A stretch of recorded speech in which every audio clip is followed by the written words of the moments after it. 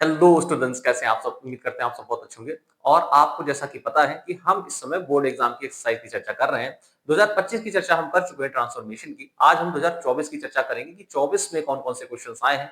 One by one देखेंगे। बहुत important questions हैं और बहुत इजी भी क्वेश्चंस हैं। सबसे पहला क्वेश्चन देख लेते हैं बेटा। Besides making a promise he kept it, a compound बनाना है। 2025 का पहला क्वेश्चन बहुत इंपॉर्टेंट था बोर्ड का। बिसाइड्स, बिसाइड्स साथ साथ, उसने प्रॉमिस के साथ साथ उसको निभाया भी।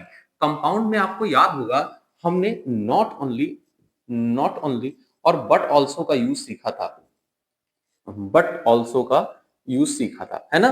तो उसमें कैसे बनाया था हम लोगों ने, एक जगह उसने न केवल अपना प्रॉमिस किया बल्कि उसे निभाया भी।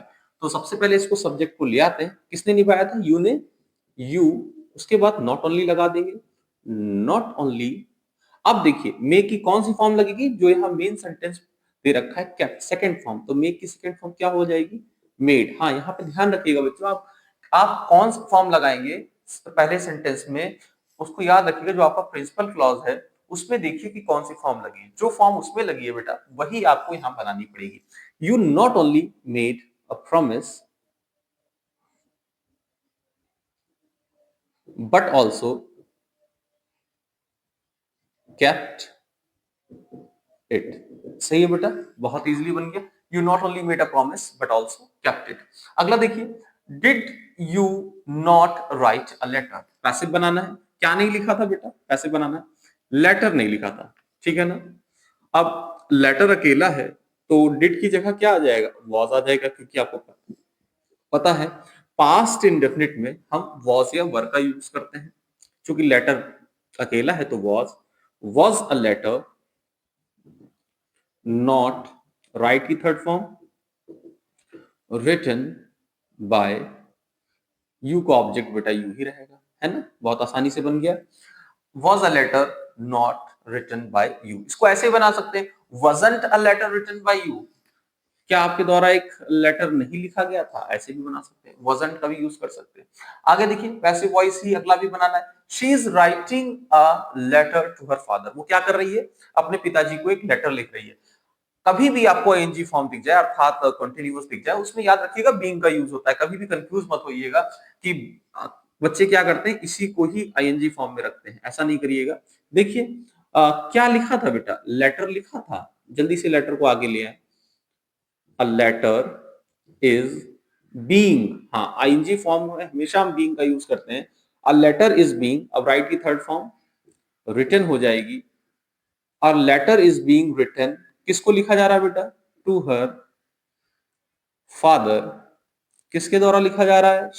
शी का क्या हो जाएगा? By her. सही है। A letter is being written to her father by her. आगे देखें, Shyam is taller than any other boy in the class. Any other boy. अब टॉलर लगा यानी कंपैरेटिव डिग्री। क्या बनाना है? Superlative degree. और आपने जब कंपैरेटिव डिग्री से सुपरलेटिव डिग्री में पढ़ा था, अगर नहीं भी पढ़ा है तो भी याद रखिएगा कि कंपैरेटिव डिग्री का जो सब्जेक्ट होता है वही सुपरलेटिव डिग्री का भी सब्जेक्ट होता है। यानी कि श्याम जो है वो किसी भी दूसरे बच्चे से क्लास में टॉलर है, अर्थात यही तो कहना चाहते हैं कि जो श्याम है वो सबसे ज्यादा टॉल है। तो कैसे बनाएंगे? श्याम इज, हाँ, सुपरलेटिव डिग्री से पहले सबसे पहले क्या लगता है? द। टॉल की टॉलेस्ट क्या है? लड़का है। कहां है? इन द क्लास।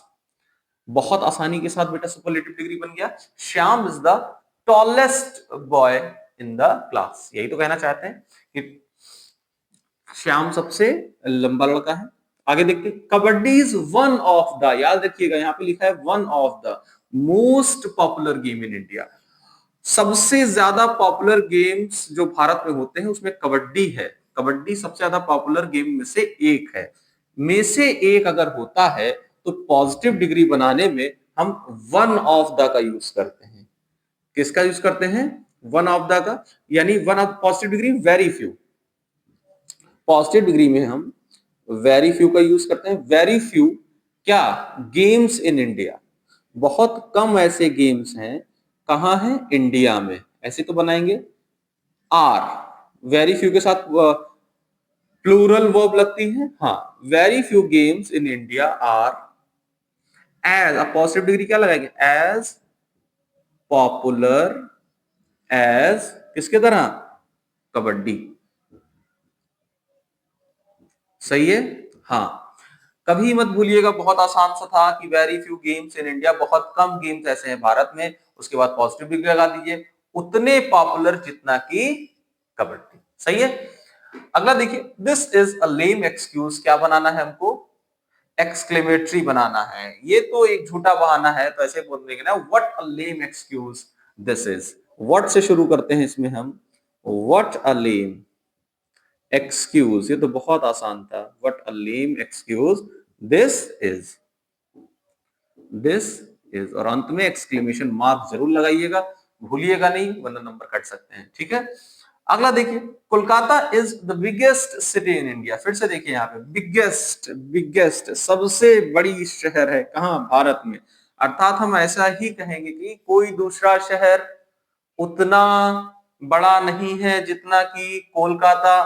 तो हम क्या कहेंगे पॉजिटिव डिग्री में, नो अदर। किसका यूज करते हैं, नो अदर, क्या, सिटी, कहां, in India, no other city in India is as big as, क्या, कोलकाता। देखिए, कोई दूसरा शहर भारत में उतना बड़ा नहीं है जितना कि कोलकाता। बन गया positive degree, no other city in India is as big as Kolkata. अगला देखिए, नो सूनर, बहुत इंपॉर्टेंट है, हर साल एक क्वेश्चन जरूर आता है इस तरीके का कि no sooner did the train stop than I got down, train रुकी ही नहीं थी कि मैं क्या हुआ, उतर गया। क्या बनाना है, पॉजिटिव बनाना है। पॉजिटिव डिग्री बनाने के लिए नो सूनर को सदैव हम किसमें चेंज करते हैं, as soon as. As soon as, did को रिमूव करिए, यहां पे सेकंड फॉर्म ले आइए, द ट्रेन स्टॉप्ड। हाँ बेटा, डिड हटेगा तो यहाँ पे सेकंड फॉर्म आएगी, पास्ट इंडेफिनिट में आपको पता है, असर्टिव में, अफर्मेटिव में सेकंड फॉर्म आती है। As soon as the train stop, then को रिमूव करके कॉमा लगा के आई गॉट डाउन, जैसे ही ट्रेन रुकी मैं नीचे उतर गया। सही है, बहुत आसान सेंटेंस था ये। और ध्यान रखिएगा इसका पैटर्न, अगर नो सूनर है तो एज सून एज में चेंज करना है, और एज सून एज है तो नो सूनर प्लस डिड, अगर यहाँ पे सेकेंड फॉर्म है। अगर यहाँ पे फर्स्ट फॉर्म है तो डज, डू या डज का यूज करेंगे। ठीक है। अगला देखिए, योर फेल्योर हैज शॉक्ड मी, तुम्हारी विफलता ने मुझे अचंभित कर दिया है। पैसिव वॉइस बनाना है, किसको किया है बेटा, मुझे किया है ना, तो मैं ही सब्जेक्ट बन जाऊंगा।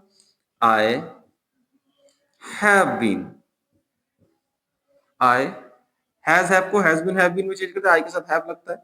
आई हैव बीन, क्या हुए तुम, shocked, I have been shocked by, by या एट दोनों का यहाँ पे यूज हो सकता है, बाय या एट योर फेल्योर, योर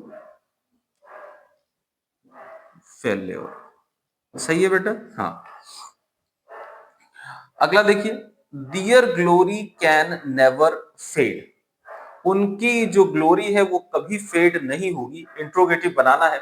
जब हमने 2025 की चर्चा की थी तब भी हमने आपको बताया था कि वो ये क्वेश्चन आपका 2025 में भी आया था, 2024 में भी आया था, पिछली एक्सरसाइज में भी आपको बताया था, बहुत इंपॉर्टेंट है। तो कुछ नहीं, हमको इंट्रोगेटिव बनाना है, तो सबसे पहले क्या ले आएंगे, can dear glory ever fade. Can से शुरू कर देंगे, कैन डियर ग्लोरी, नेवर का अपोजिट क्या होता है, एवर फेड। हाँ, बच्चे यहाँ पे कैन तो आगे ले आते हैं लेकिन नेवर का अपोजिट एवर नहीं लिखते हैं, जबकि आपने नियम पढ़ा है अगर नेवर है तो एवर में चेंज करते हैं। अगला देखिए, समन द फायर ब्रिगेड, क्या करना है, फायर ब्रिगेड को बुलाना है। तो हम लेट से बना देते हैं, लेट किसको बुलाना है, the fire brigade, let the fire brigade, let the fire brigade be summoned, है ना, बस बन गया बहुत आसानी के साथ, let the fire brigade summoned. वायु लगाना चाहे तो लगा दीजिएगा वरना इतना ही काफी है। Let the fire brigade be summoned.